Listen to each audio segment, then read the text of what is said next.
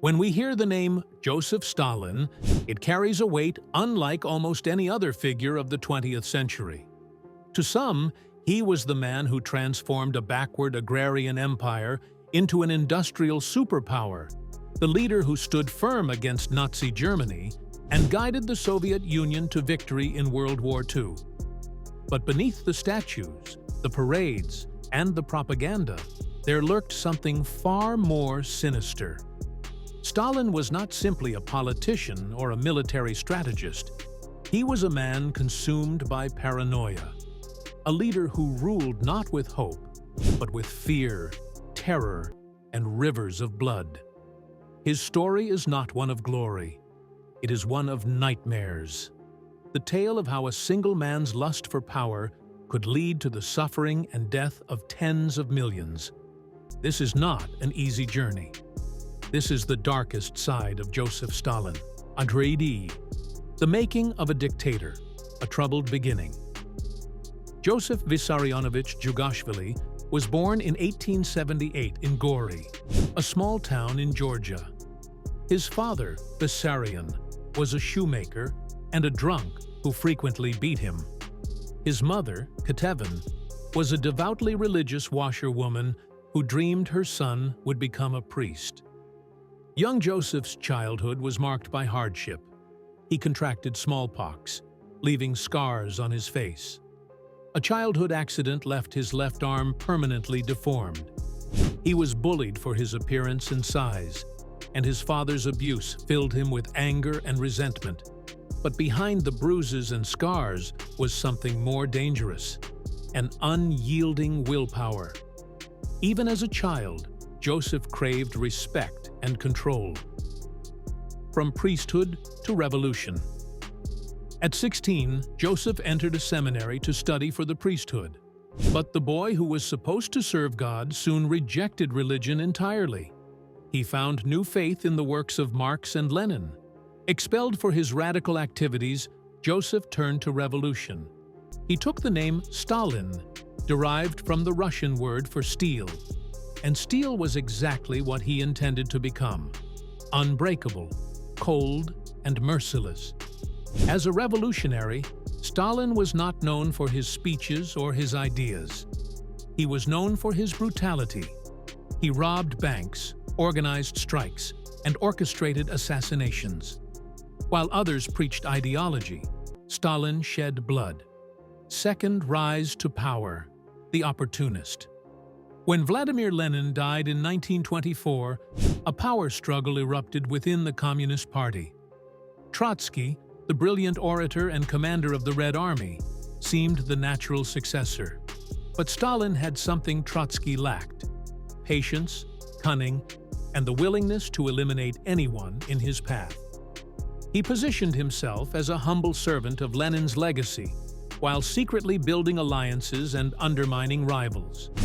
He carefully outmaneuvered Trotsky, who was first exiled and later murdered in Mexico with an ice pick to the skull, an assassination Stalin himself orchestrated. Building the cult. Once in power, Stalin crafted a cult of personality unlike anything seen before. His portraits appeared in every home, his name in every newspaper, his speeches broadcast across the Soviet Union. To question Stalin was treason. To joke about him could mean death. He was no longer Joseph Jugashvili. He was Stalin, the man of steel. The third great terror, blood in the streets. Purges of the party.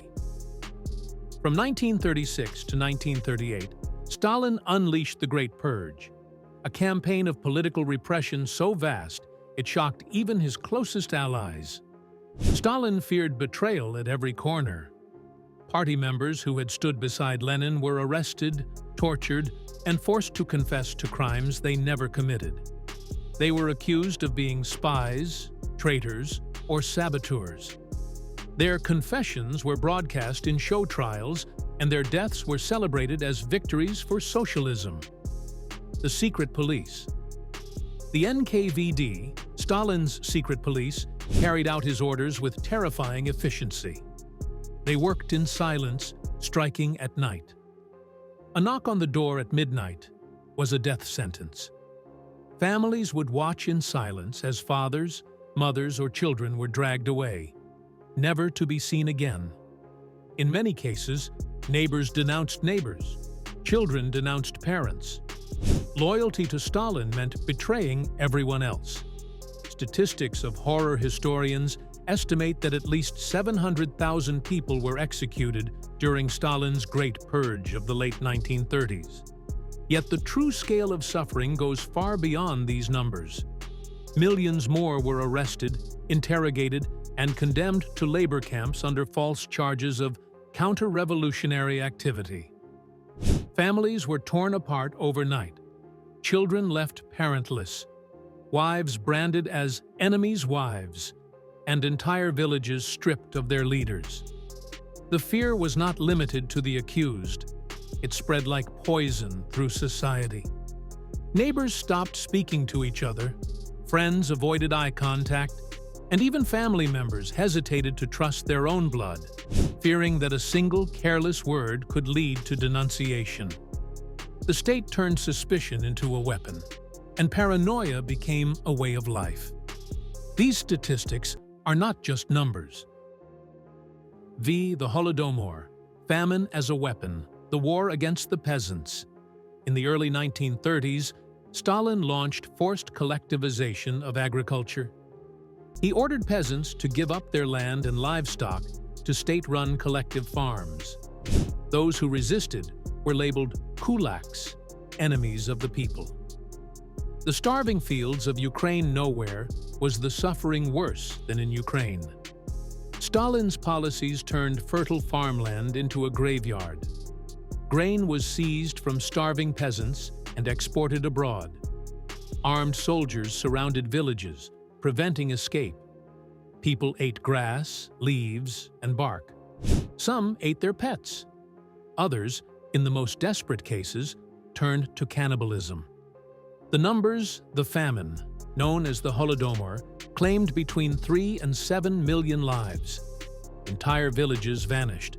Stalin knew of the famine, and many historians argue he deliberately used it as a weapon to crush Ukrainian nationalism. World War II. Victory at a cost. The Pact with the Devil. In 1939, Stalin shocked the world by signing a pact with Adolf Hitler. The two dictators agreed to divide Eastern Europe between them. Together, they carved up Poland, setting the stage for World War II. The German invasion, but in 1941, Hitler betrayed Stalin, launching Operation Barbarossa, the largest military invasion in history. The Soviet Union was unprepared.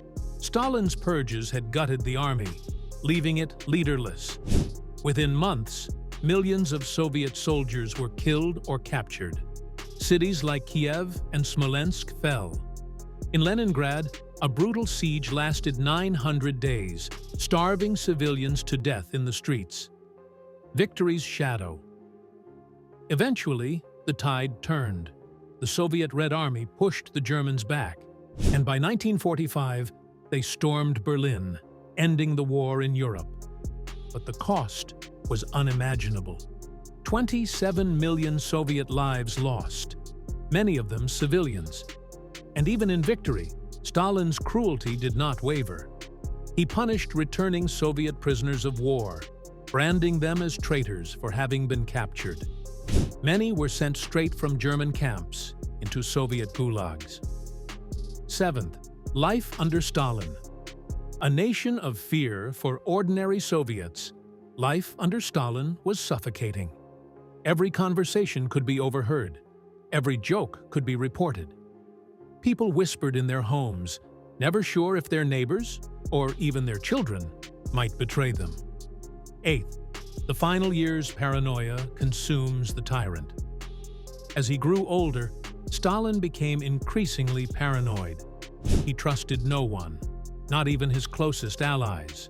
He ordered purges of doctors, accusing them of plotting to kill him in what became known as the Doctor's Plot. Many were executed or imprisoned. Death of a monster. On March 5, 1953, Stalin suffered a massive stroke. For hours, his guards and officials were too terrified to enter his room. Some say he was left lying in his own urine, gasping for air, while his inner circle debated whether to intervene. By the time anyone acted, it was too late.